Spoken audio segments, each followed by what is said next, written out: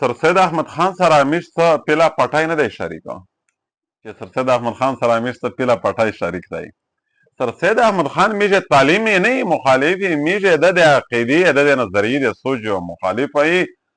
او ډیره غټه کتابینه هم اقتباسات په دا باندې وکړل.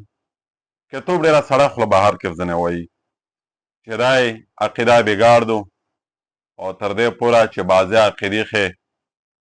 مفضی الکفر هدي که عقیده د چاوي لکه انبیا په حواله سره لیا د معجزات په حواله سره او لیا د قرآن په حواله سره لیا شب معراج د معراج د واقعي په حواله سره او یا شقل قمر نه د انکار په حواله سره دا ټول دمره مطلب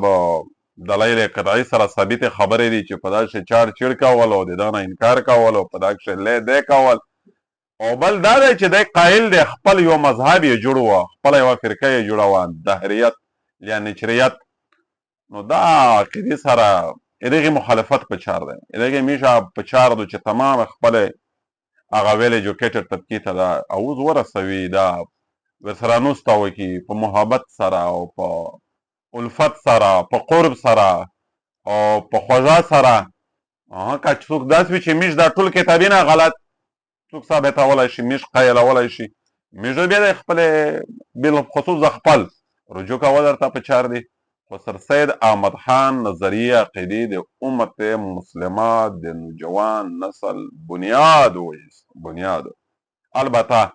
تعلیم د فن د تعلیم د فن سره هغې زده کړې قایلې چې هغې سره